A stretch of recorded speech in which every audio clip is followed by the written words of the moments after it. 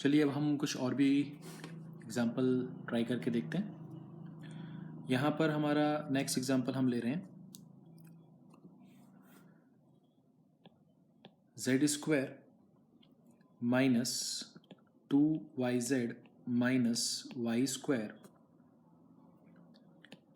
p plus xy plus zx Q is equal to xy minus zx। ठीक है, तो ये एग्जाम्पल आपको दिया हुआ है, तो कैसे करेंगे ध्यान से देखिए।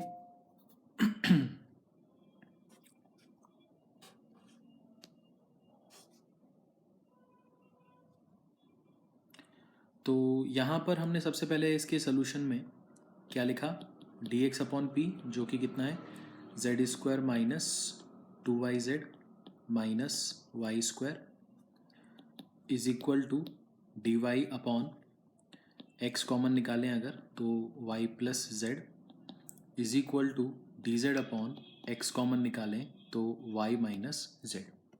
ठीक है, क्लियर है ये।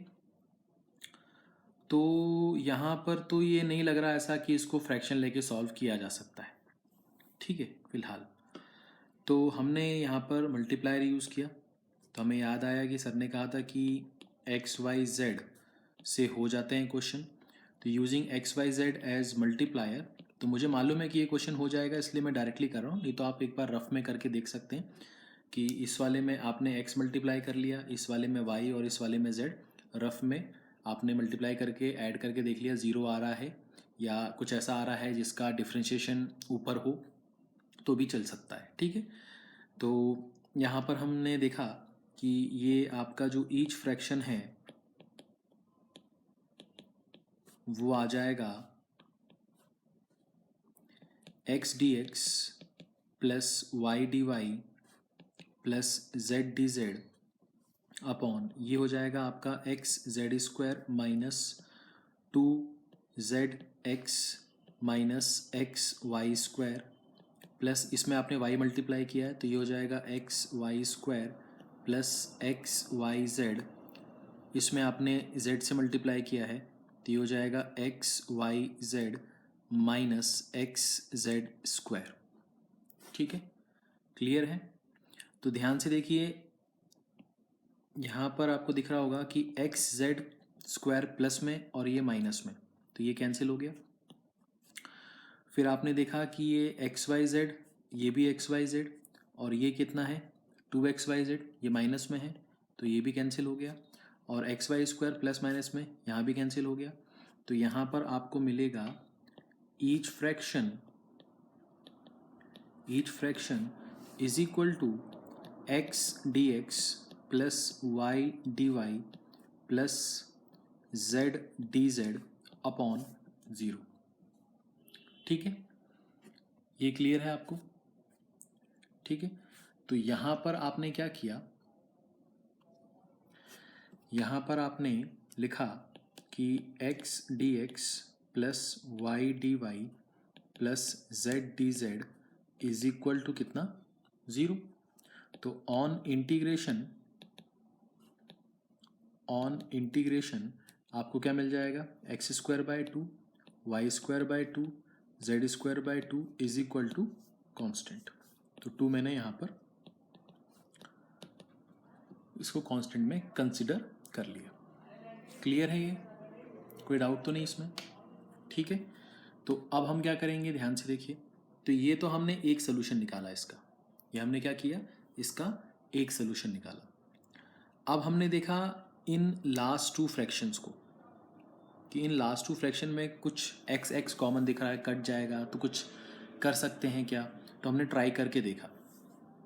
तो यहाँ पर क्या लिखा हुआ है, dy upon x y plus z और dz upon x y minus z। तो आपने क्या किया, दोनों तरफ से x और x कैंसिल कर दिया, तो यहाँ पर आपने लिख दिया y minus z dy is equal to y plus z dz। तो अगर इसको एक तरफ कर लें तो ये क्या लिखा है, Y D Y minus Z D Y minus Y D Z minus Z D Z. तो ध्यान से देखिए, y को y के रिस्पेक्ट में, z को z के रिस्पेक्ट में इंटीग्रेट किया जा सकता है, बट z को y के रिस्पेक्ट में और y को z के रिस्पेक्ट में आपको इंटीग्रेट करना है। तो ध्यान से देखिए, हमने यहाँ पर इसको इस तरह से लिख लिया, y D Y minus differentiation of Z Y minus Z D Z. आपको एक चीज़ पता होनी चाहिए कि differentiation of a dot b, मतलब ए बी दो फंक्शंस हैं, उनको हम डिफ्रेंशिएट कर रहे हैं। तो यहाँ पर a को जब हम छोड़ते हैं तो b का डिफ्रेंशिएशन करते हैं, और जब हम b को छोड़ते हैं तो हम a का डिफ्रेंशिएशन करते हैं। ठीक है, तो यहाँ से आप जब माइनस साइन कॉमन निकालोगे तो इनके बीच में जो साइन आ जाएगा, जैसे कि अगर मैं यहाँ पर करूँ तो इनके बीच में साइन क्या आ जाएगा, प्लस का, और इसके बाद आप इसको इस तरह से लिख सकते हो। ठीक है, क्लियर है, यहाँ पर मैंने आपको समझाया। तो अब आप क्या करोगे, ऑन इंटीग्रेशन, तो ऑन इंटीग्रेशन आपको क्या मिलेगा, ये मिलेगा वाई स्क्वायर बाई टू, ये इसका इंटीग्रेशन करेंगे तो डिफ्रेंशिएशन वाला पार्ट हट जाएगा, तो ये कितना हो जाएगा, Z Y minus Z square by two is equal to constant. तो हमने इसको क्या लिख दिया, Y square minus two Y Z minus Z square is equal to C two. ठीक है, तो ये आपको मिल गया आपका सेकंड सोल्यूशन। ठीक है, तो आपका जो कंबाइन आंसर होगा वो कितना होगा, पहला वाला जो था वो आपने लिख दिया X square plus Y square plus Z square comma Y square minus two Y Z minus Z square is equal to zero. ठीक है, क्लियर है, आसान है। ठीक है, चलिए नेक्स्ट क्वेश्चन ट्राई करके देखते हैं। ये जो क्वेश्चन हमने डिस्कस किया ये 2004 में आ चुका है। ठीक है, तो हम नेक्स्ट क्वेश्चन ट्राई करके देखते हैं।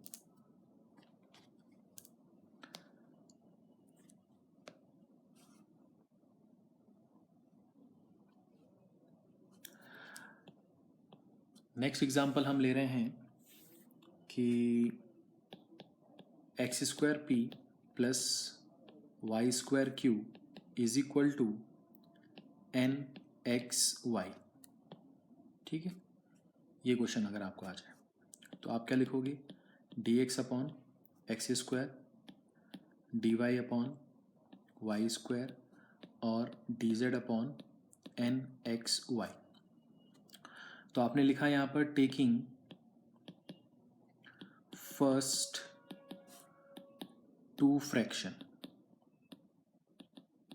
ठीक है, तो यहाँ पर आपको क्या दिखाई देगा, D x upon X square is equal to D Y upon Y square. तो यहाँ पर आपको ऑन इंटीग्रेशन क्या मिलेगा, minus one upon X is equal to minus one upon Y plus constant. ठीक है, इज इट क्लियर। तो हमने इसको क्या मान लिया, C1। तो हम यहाँ पर क्या लिख सकते हैं, one upon Y minus one upon X is equal to C1। तो ये आपको आपका पहला सोल्यूशन मिल गया। ठीक है, इसमें कोई डाउट आपको नहीं। अब हम क्या करेंगे, ध्यान से देखिए, हमने लास्ट टू फ्रैक्शन ले लिए, तो लास्ट टू फ्रैक्शन यहाँ पर आप पहले लिख दीजिए, टेकिंग लास्ट टू फ्रैक्शन। तो हमने यहाँ पर लिखा टेकिंग लास्ट टू फ्रैक्शन। तो यहाँ पर आपको क्या मिल जाएगा, D Y upon Y square is equal to D Z upon N X Y. ठीक है, तो यहाँ से दोनों जगह से आपका एक एक वाई कैंसिल हो जाएगा, तो ये बचेगा one upon Y D Y और ये बचेगा D Z upon N X. ठीक है, ये क्लियर है, इसमें तो कोई डाउट नहीं। अब मैंने यहाँ पर देखा कि यहाँ पर जो है y तो y के रिस्पेक्ट में इंटीग्रेट हो जाएगा, बट यहाँ पर z के रिस्पेक्ट में x कैसे इंटीग्रेट होगा। तो हमने यहाँ पर क्या लिखा, 1/y dy is equal to, ध्यान से देखें तो यहाँ पर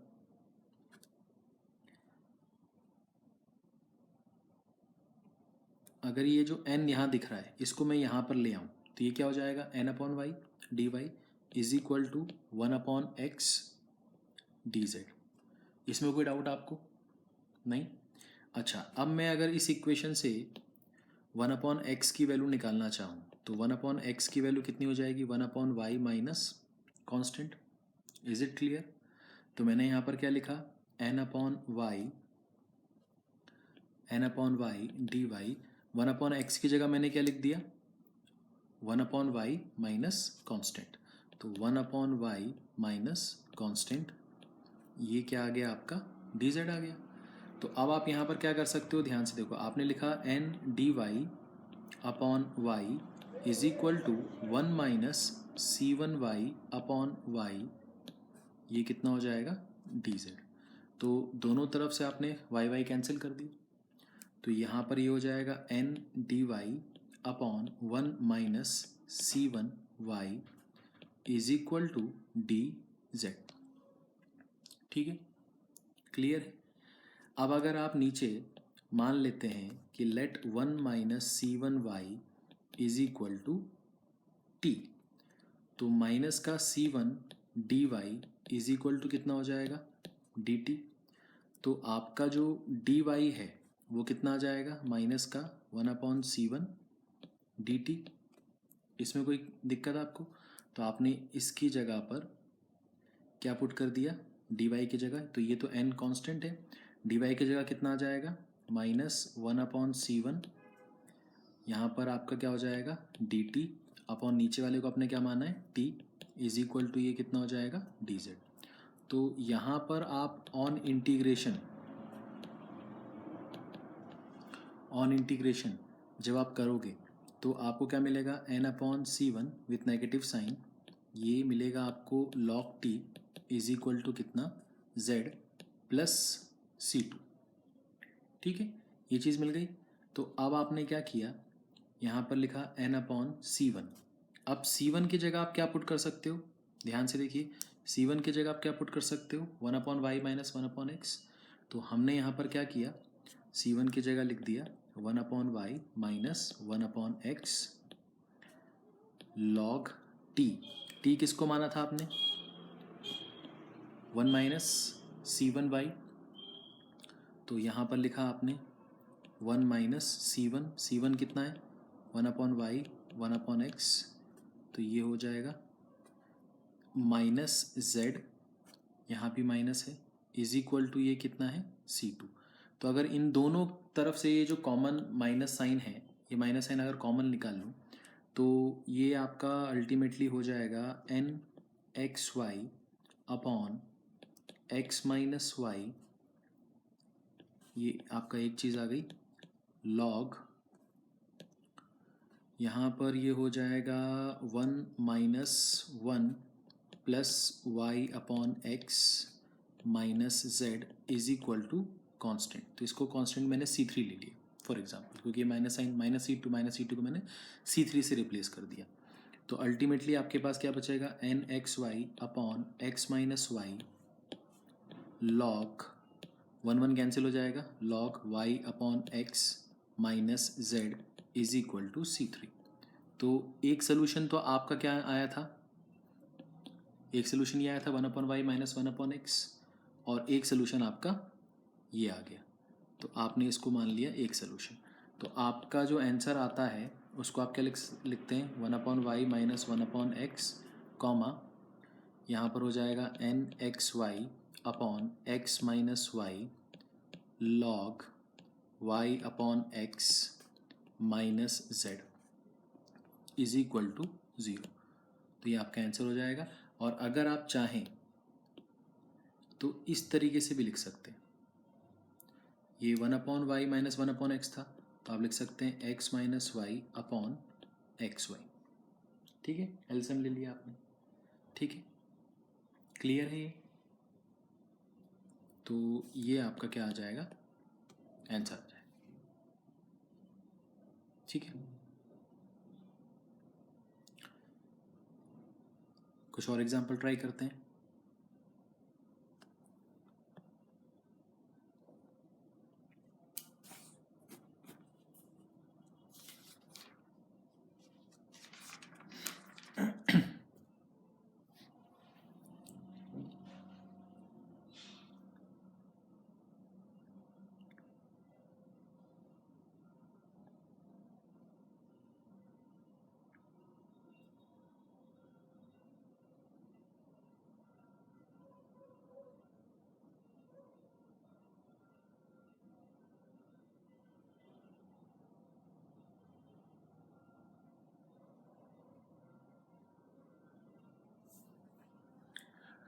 अब मान लीजिए आपके पास एग्जांपल आ जाए x माइनस वाई पी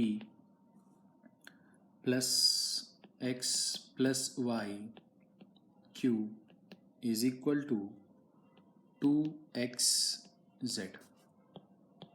ये एग्जांपल आ जाए तो कैसे करेंगे आप? तो सबसे पहले तो आपने क्या लिखा, dx upon x minus y, फिर ये क्या लिख दिया, dy upon x plus y, फिर ये क्या लिख दिया, dz अपॉन 2xz। अब आपने देखा कि अगर इन दो फ्रैक्शन को ले लिया जाए तो क्या सॉल्व हो सकता है? तो आपको लगा हाँ थोड़ा बहुत कुछ कर सकते हैं अपन, बट दूसरी वैल्यू कैसे निकालोगे? एक तो मान लेते हैं कि एक सोल्यूशन तो इसको लेके करेंगे, दूसरा क्योंकि आप दूसरा कोई फ्रैक्शन तो ले नहीं सकते, पेयरिंग तो अब बनेगी नहीं किसी के साथ में, तो अब आप क्या कर सकते हो, मल्टीप्लाई। तो मैंने पहले आपको मल्टीप्लायर से जो आ रहा है वो मैंने आपको सॉल्व करा रहा हूँ अभी। पहले आपने देखा कि अगर इन दोनों को जोड़ा जाए तो वाई वाई कैंसिल हो जाएगा, क्योंकि x माइनस वाई और x प्लस वाई में वाई वाई कैंसिल हो जाएगा, तो बचेगा कितना, 2x। और काश यहाँ पर -2x होता तो इसको भी ऐड करते तो ये कट जाता। तो अब मुझे ध्यान में आया कि यार इसको -2x बनाया जा सकता है। कैसे बनाया जा सकता है? तो हमने यहाँ पर लिखा using 1 1 and -1/z as multiplier. ठीक है, क्या किया हमने लिखा dx plus dy minus 1/z dz, multiply किया इसमें, और यहाँ पर कितना हो जाएगा, x minus y plus x plus y minus 1/z of 2xz। ठीक है, तो ये हो गया आपका ऐसा, इज इक्वल टू कितना, each fraction, is equal to कितना, ईच फ्रैक्शन। तो यहाँ से अगर हम ध्यान से देखें तो हमें क्या मिल रहा है, dx plus dy minus 1/z dz, और नीचे आपको क्या मिल जाएगा, 0। तो ये ईच फ्रैक्शन के बराबर आ गया। अब आपने लिखा कि dx plus dy minus 1/z dz is equal to कितना, 0। तो ऑन इंटीग्रेशन आपको क्या मिलेगा, x plus y minus log z is equal to constant. तो हमने इसको क्या मान लिया, c1। तो ये आपको क्या मिल गया, एक सोल्यूशन मिल गया आपका। ठीक है, ये आपका क्या आ गया, एक सोल्यूशन आ गया। ठीक है, अब क्या करेंगे, कैसे करेंगे दूसरा पार्ट? तो हमने यहाँ पर क्या लिया, ये फर्स्ट टू फ्रैक्शन लेके सॉल्व किया। तो यहाँ पर फर्स्ट टू फ्रैक्शन जो है, यहाँ पर क्या लिखा हमने, टेकिंग फर्स्ट टू फ्रैक्शन।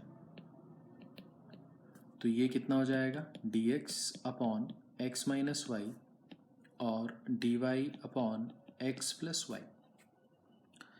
अब कुछ बच्चों को ऐसा लगता है जब ये एग्जाम्पल हम डिस्कस करते हैं, तो इसके पहले वाला एक एग्जाम्पल था जो हमने डिस्कस किया था जिसमें हमने उसको dy/z मान लिया था, तो वो उसको इस तरह से करने की कोशिश करते हैं। बट यहाँ पर आपको दिक्कत ये जाएगी कि इनके बीच में जो साइन है वो प्लस का साइन नहीं बन पाएगा। देखना चाहें तो देख सकते हैं, जैसे कि मान लीजिए आपने ये x प्लस वाई डी लिख दिया और क्रॉस मल्टीप्लाई करके इसको x माइनस वाई डी लिख दिया। तो ये कितना हो जाएगा, एक्स डी एक्स हो जाएगा प्लस वाई डी एक्स हो जाएगा, फिर ये इधर आएगा तो माइनस एक्स डी वाई हो जाएगा और ये प्लस वाई डी वाई हो जाएगा। तो ये जो बीच में बच रहा है इसके बीच में प्लस साइन होता तो आप कुछ कर सकते थे, डी ए बी वाला जो पार्ट अभी अपन ने पहले किया था। तो ये यहाँ पर ऐसा आप कुछ नहीं कर सकते, तो फिर तो आपको यहाँ पर क्या करना पड़ेगा, यहाँ पर आपको अलग तरीके से सॉल्व करना पड़ेगा। और वो अलग तरीका क्या है वो हम देखते हैं। ये जो अलग तरीका है ये आप ऑलरेडी पढ़ चुके हो, ठीक है, ऐसा नहीं है कि आपने पढ़ा नहीं है, ये आप ऑलरेडी पढ़ चुके हो, ठीक है। बट क्या होता है कि हमारा ध्यान नहीं जाता, हमें ऐसा लगता है कि नहीं यार हमने ऐसा कुछ पढ़ा नहीं है, क्योंकि हम जो भी पढ़ते हैं और आगे बढ़ जाते हैं और फिर बाद में उनका एप्लीकेशन जो है, जो कि हमें पढ़ने का जो कारण है वो यही है कि हम जो आज पढ़ रहे हैं वो हमें कल यूज़ करना है, तो वो हम उसके ऊपर ध्यान नहीं देते हैं। तो यहाँ पर क्या है, ध्यान से देखिए, यहाँ पर अगर आप ध्यान से देखेंगे तो आप d Y upon D x करेंगे तो आपको मिलेगा x plus y upon x minus y. ये आपको होमोजीनियस डिफरेंशियल इक्वेशन की तरह दिख रहा होगा,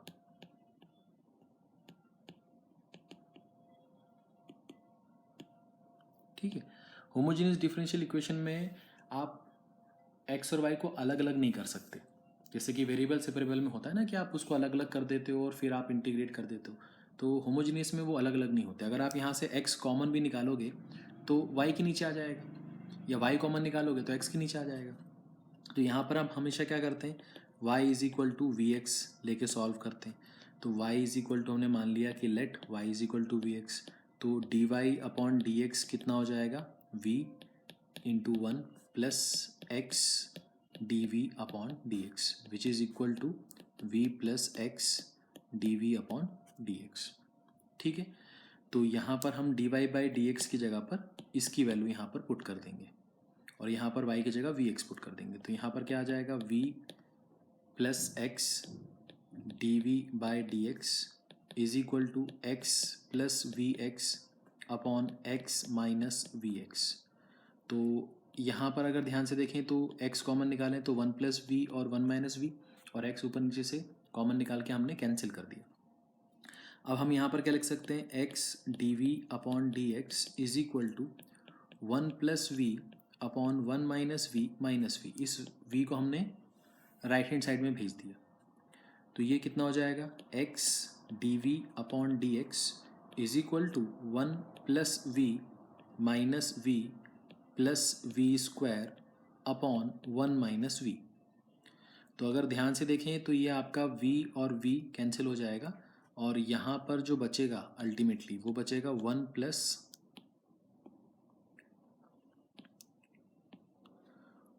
plus v square upon one minus v, one plus v square upon one minus v. अब आप ध्यान से देखें तो ये वेरिएबल सेपरेबल में अब कन्वर्ट हो गया, तो ये पूरा v का फंक्शन है, इसको dv के साथ ले आइए तो ये हो जाएगा one minus v square upon one plus v square, ये आ जाएगा dv, और dx अपॉन x को एक तरफ ले लीजिए, ठीक है। इसमें कोई प्रॉब्लम नहीं होगी आपको, ये बिल्कुल समझ में आ रहा होगा आपको, ठीक है। अब आप यहाँ पर क्या कर सकते हैं, इसको अलग अलग कर लीजिए, तो ये हो जाएगा one upon one plus v square d v minus ये कितना हो जाएगा, v square upon one plus v square d v is equal to d x upon x. तो ये जो है ये तो बहुत ही सिंपल है, ये टेन इनवर्स v बन जाएगा माइनस यहाँ पर आप क्या कर सकते हो, ध्यान से देखा जाए तो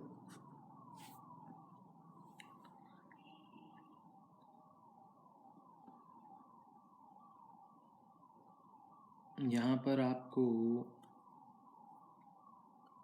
अच्छा एक मिस्टेक हो गई हमसे, यहाँ पर ये वन माइनस वी लिखा हुआ था, यहाँ पर वन माइनस वी लिखा था और मैंने यहाँ पर वन माइनस वी स्क्वायर लिख दिया है। तो यहाँ से ये स्क्वायर हट जाएगा, यहाँ से ये स्क्वायर हट जाएगा, ठीक है। तो यहाँ पर ध्यान से देखें तो अगर मैं इस नीचे वाले को t मान लूँ, तो जैसे कि रफ में अगर करके बताऊँ कि मैं अगर वन प्लस वी स्क्वायर को t मान लूँ तो 2v dv is equal to कितना हो जाएगा dt। तो v dv कितना बन जाएगा dt/2। तो मैं v dv की जगह 1/2 dt और अपॉन इसके नीचे t आ जाएगा इज इक्वल टू ये क्या लिखा हुआ है dx/x। तो ध्यान से देखें कि आप ऑन इंटीग्रेशन, यहाँ पर मैंने इंटीग्रेशन तो ऑलरेडी कर दिया इसका, तो इसको भी आप हटा के यहाँ पर इस तरह से अभी लिख दीजिए dv/1 + v²। तो ऑन इंटीग्रेशन यहाँ पर आपको क्या मिल जाएगा tan इनवर्स v माइनस 1/2 log t is equal to log x plus यहाँ पर मैं ले लेता हूँ log c2 फॉर एग्जाम्पल।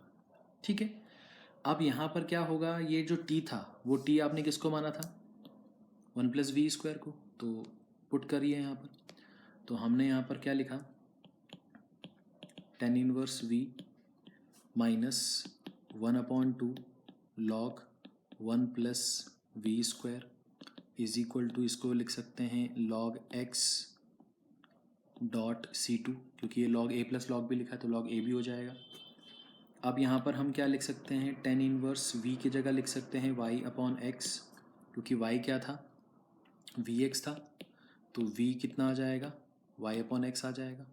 ठीक है, इसमें कोई डाउट तो नहीं है आपको। तो यहाँ पर हमने इसको लिखा इस तरह से, फिर हमने लिखा 1/2 log, ये हो जाएगा 1 + y²/x² is equal to log c2x।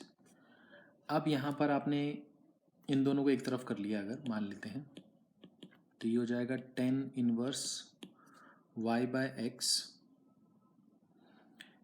Is equal to log c2x plus ये उधर जाएगा, तो ये लिखा log x² + y² upon x² पे पावर 1/2। तो ये हो जाएगा log c2x प्लस इसको लिख सकते हैं हम log x² + y² का अंडर रूट, और नीचे तो बचेगा x, क्योंकि ये अंडर रूट से x² का x बन जाएगा। और ये क्या लिखा हुआ है tan इनवर्स y/x। अब ये जो है ये क्या है log a और ये क्या है log b। log a + log b कितना होता है log ab, तो ये हो जाएगा c2x into under root of x² + y²/x। तो यहाँ पर आप x और x काट सकते हैं, तो आपके पास क्या बचेगा log c2 under root of x² + y² का under root of x² + y²। ये कितना हो जाएगा tan इनवर्स y/x। तो अगर आप यहाँ से ये एंटी लॉग लेंगे तो ये लॉग हट जाएगा, तो यहाँ पर क्या आ जाएगा e⁻ tan inverse y/x is equal to c2 under root of x² + y²। अब अगर आप ये एक्सपोनेंशियल फंक्शन को उधर ले आएँ तो इसका आंसर आप दो तरीके से लिख सकते हैं। एक तरीका कि आपने लिख दिया e⁻ tan inverse y/x upon under root of x² + y² is equal to c2। तो एक आप इस तरह से भी लिख सकते थे और इसको इस तरह से भी लिख सकते थे कि 1/c2 को इधर भेज दिया, तो ये e⁻ tan इनवर्स जब उधर आएगा तो इन्वर्स में हो जाएगा, तो e⁻ minus tan inverse y/x into साथ में क्या लग जाएगा x² + y², और 1/c2 को आपने कांस्टेंट मान लिया c3। तो ये आपका एक सोल्यूशन, आप इस तरह से भी लिख सकते हो और इस तरह से भी लिख सकते हो, ये दोनों चीज़ें एक ही हैं। ठीक है, तो मान लेते हैं कि ये हमारा सोल्यूशन है। तो एक सोल्यूशन तो हमने ऑलरेडी पहले निकाला हुआ था, एक सोल्यूशन जो था वो हमारा ऑलरेडी ये निकाला हुआ था, तो एक ये हो गया और दूसरा ये है जो भी हमने निकाला। ठीक है, तो आपका जो फाइनल आंसर है वो u, v is equal to 0 ये लिख के आपका आंसर आ जाएगा। ठीक है, आसान है। तो आई होप आपको समझ में आ रहा होगा, बहुत ही आसान टॉपिक है। ठीक है। चलिए कुछ और भी क्वेश्चन ट्राई करके देखते हैं।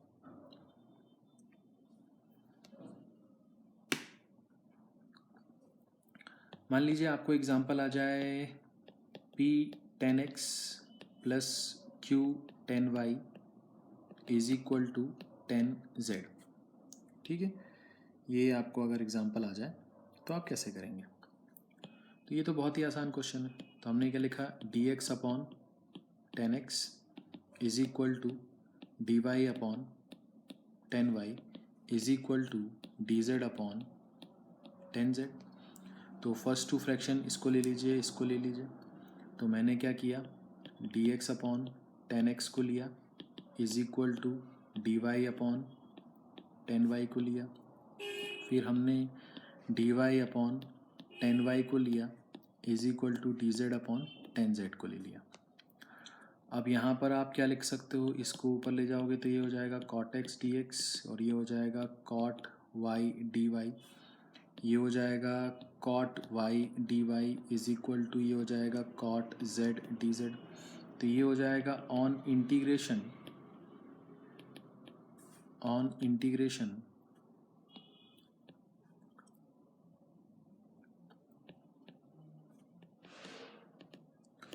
तो यहाँ पर आप क्या लिख सकते हो, ध्यान से देखो। cot x का इंटीग्रेशन होता है log साइन, तो log साइन x हो जाएगा। ये हो जाएगा log sine y plus log c1। तो यहाँ पर आपको क्या मिलेगा, log sine x upon sine y। ठीक, तो आप इसको इधर ले आएंगे तो log a minus log b हो जाएगा। तो log a upon b is equal to log c1। तो यहाँ से आपको क्या मिलेगा, sine x upon sine y is equal to c1। तो ये आपको एक सोल्यूशन मिल गया। सिमिलरली यहाँ से आप करेंगे तो यहाँ से आपको क्या मिलेगा, log sine y is equal to log sine z plus log c2। तो यहाँ पर आप लिखेंगे तो यहाँ पर क्या मिलेगा, log sine y upon sine z is equal to कितना, log c2। तो यहाँ से आपको मिलेगा sine y upon sine z is equal to c2। तो ये आपको मिल गया एक सोल्यूशन। ठीक है, तो इस तरह से ये आपके दो पार्ट्स आ गए। तो आपका जो आंसर है वो आपका क्या हो जाएगा, sine x upon sine y comma sine y upon sine z is equal to 0। तो ये आपका आंसर आ गया। ठीक है, क्लियर है, आसान है। ठीक है, चलिए कुछ और क्वेश्चंस करके देखते हैं। अब मैं जो आपको एग्जांपल बता रहा हूँ, ये एग्जांपल में हम लीनियर डिफरेंशियल इक्वेशन जो है वो ट्राई करेंगे, क्योंकि अभी तक हमने जो u और v जो दो पार्ट हम निकाल रहे थे वो हमने प्योरली फ्रैक्शन से निकाल के भी देख लिए, प्योरली मल्टीप्लायर से निकाल के भी देखे। एक पार्ट हमने फ्रैक्शन से निकाला, एक पार्ट हमने मल्टीप्लायर से निकाला, फिर हमने एक पार्ट मल्टीप्लायर से या फ्रैक्शन से निकाला है और दूसरा पार्ट हमने होमोजीनियस से निकाला है, अभी रिसेंटली क्वेश्चन किया था। तो अब हम लीनियर डिफरेंशियल इक्वेशन से भी एक पार्ट निकाल के देखेंगे इसलिए क्योंकि क्वेश्चन को उसके अलावा सॉल्व करने क्या कोई चॉइस नहीं है हमारे पास, इसलिए हम उससे करेंगे। ठीक है, तो ध्यान से देखिए, ये एग्जांपल है P plus Q is equal to x plus y plus z. ठीक है, ये आपके पास एग्जांपल आ गया। तो आपने यहाँ पर लिखा dx अपॉन 1, फिर लिखा dy upon 1 is equal to आपने लिखा dz upon x plus y plus z. तो सबसे पहले आपने लिखा टेकिंग फर्स्ट टू फ्रैक्शन। तो टेकिंग फर्स्ट टू फ्रैक्शन, तो ये हो जाएगा dx is equal to dy। तो यहाँ पर आपने लिखा ऑन इंटीग्रेशन, ये कितना हो जाएगा, x is equal to y plus constant. तो ये हो जाएगा x minus y is equal to constant. तो ये आपका हो गया एक सोल्यूशन, समझ में आया? तो ये हो गया आपका x minus y is equal to constant. अब आप क्या करेंगे, ध्यान से देखिए। अब आपने लास्ट टू फ्रैक्शन ले लिए। कौन से लास्ट टू फ्रैक्शन, ये वाले। ठीक है, तो यहाँ पर इसको अगर इसके बगल में करके दिखाऊं आपको, तो यहाँ पर आपने लिखा टेकिंग लास्ट टू फ्रैक्शन। तो लास्ट टू फ्रैक्शन लेंगे तो आपको क्या मिलेगा, dy अपॉन 1, और ये मिलेगा dz upon x plus y plus z. ठीक है, तो यहाँ पर हमने लिखा dz upon dy is equal to x plus y plus z. अब हमने क्या किया, इसको लिख दिया dz upon dy minus z is equal to x plus y. तो ये जो फॉर्म है ये आपका लीनियर डिफरेंशियल इक्वेशन का फॉर्म है। ठीक है, तो यहाँ पर आप लिख सकते हो कि this is in A form of linear differential equation.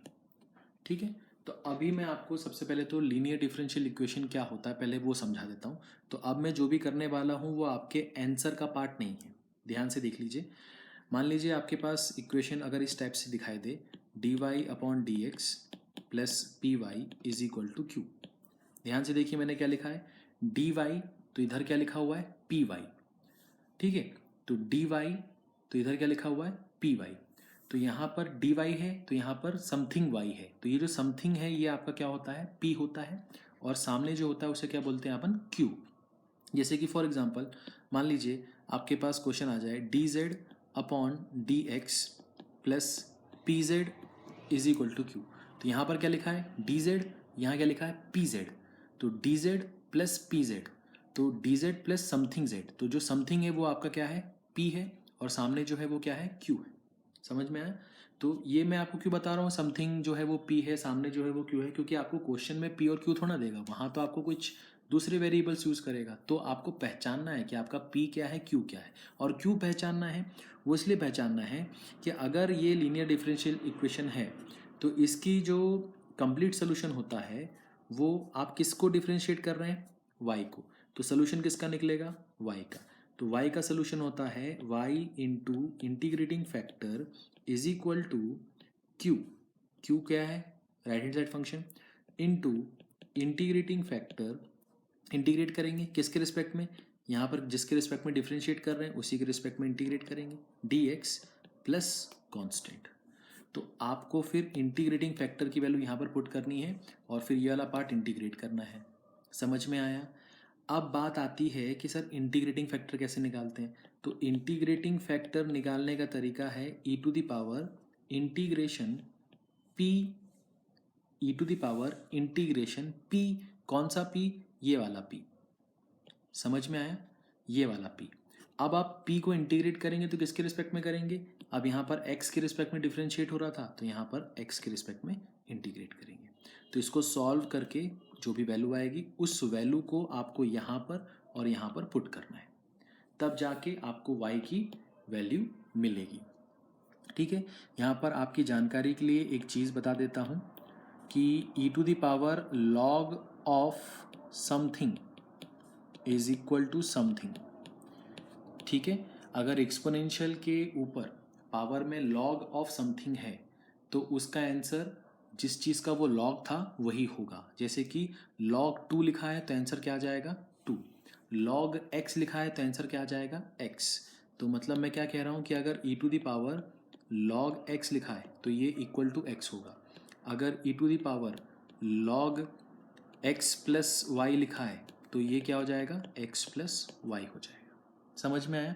तो ये तो मैंने आपको एडिशनल चीज़ बताई है जो सिर्फ इस पार्ट की बेसिक के लिए ज़रूरत थी, बट ये मुझे ऐसा लगता है आप लोग को पहले से आना चाहिए, बट अगर नहीं आता है तो मैंने आपको ये रिवाइज़ करवाया। अब आपको इसके आगे करना है।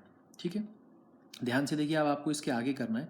तो यहाँ पर आपने ध्यान दिया कि यहाँ जो इसका P है तो आपने यहाँ पर लिखा कि इसको किस तरह से लिखा हुआ है, d Z upon d y plus P z is equal to कितना, क्यू।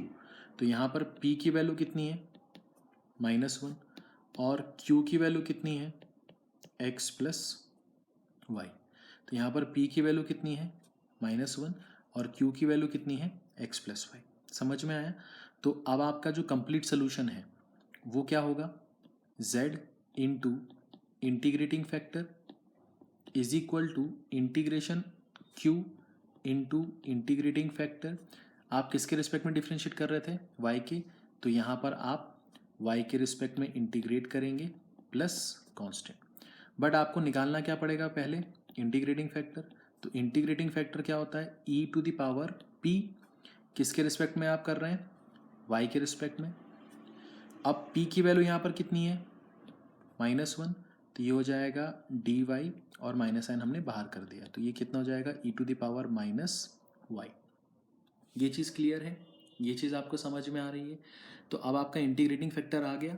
अब इंटीग्रेटिंग फैक्टर आ गया तो उसको इसमें पुट कर दीजिए, तो आपको क्या मिलेगा, z e to the power -y is equal to q की वैल्यू कितनी थी x प्लस वाई, यहाँ पर कितना हो जाएगा e to the power -y। Integrate किसके रिस्पेक्ट में कर रहे हैं, y के रिस्पेक्ट में, प्लस कांस्टेंट। ठीक है। अब यहाँ पर दिक्कत आएगी आपको कि सर ये x है, यहाँ पर y के रिस्पेक्ट में कर रहे हैं। तो ध्यान से देखिए, आपका जो पहला सोल्यूशन आया था, आपने जो पहला सोल्यूशन किया था वो सोल्यूशन किया था x minus y is equal to C1, x minus y is equal to C1। तो x की जगह आप क्या लिख सकते हैं, x की जगह आप यहाँ से क्या लिख सकते हैं, C1 प्लस वाई। तो ध्यान से देखें, यहाँ पर हम लिख सकते हैं z e to the power -y is equal to x की जगह क्या लिखा, C1 प्लस वाई, तो ये हो जाएगा C1 प्लस 2y और ये हो जाएगा e to the power -y dy plus constant. अब मैंने आपको ये चीज़ पढ़ा चुका हूँ कि अगर दो फंक्शंस हैं साथ में मल्टीप्लाई हैं और उनका इंटीग्रेशन करना है बाय पार्ट से, तो आप देख लीजिए कि एक उन दोनों में से एल्जेब्रिक है या नहीं है।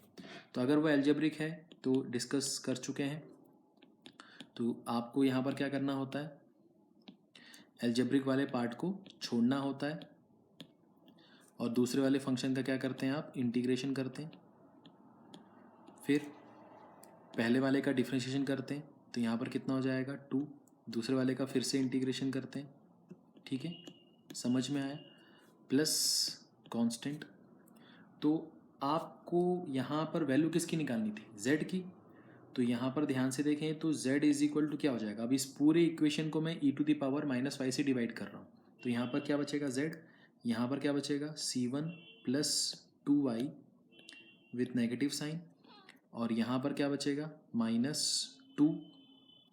ठीक है, और यहाँ पर क्या बचेगा c e to the power y, e to the power -y से डिवाइड कर रहे हैं हर जगह, तो यहाँ पर क्या बचेगा c e to the power y। इसको मैं C2 बोल देता हूँ मान लीजिए। ठीक है, अब यहाँ पर मैंने क्या लिखा, ध्यान से देखिए, इसको लिख दिया मैंने z plus C1 plus 2y plus 2 is equal to C2 e to the power y और z प्लस C1 क्या था आपका, C1 आपने अभी निकाला था, तो C1 क्या था आपका x माइनस वाई। तो आपने यहाँ पर क्या किया, ध्यान से देखिए, C1 की जगह x माइनस वाई पुट कर दिया, तो x minus y plus 2y plus 2 और ये e to the power y को इधर लेके आएंगे तो क्या हो जाएगा, e to the power -y is equal to C2। तो आपका फाइनली क्या आएगा, x z plus x plus y plus 2, यहाँ पर हो जाएगा e to the power -y is equal to C2। तो ये आपका एक सोल्यूशन आ गया। ठीक है, तो आपका जो आंसर है उसमें एक आंसर था x माइनस वाई और दूसरा आंसर था z plus x plus y plus 2 e to the power -y, ठीक है, इज इक्वल टू 0। तो ये आपका क्या आ जाएगा, आंसर आ जाएगा। ठीक है, क्लियर है। तो आई होप आपको समझ में आया होगा। तो कुछ और भी क्वेश्चंस हमारे रह गए हैं, तो वो हम अभी आगे के लेक्चर्स में डिस्कस करते हैं। ठीक है, तब तक आप ये रिवाइज करिए। Thank you.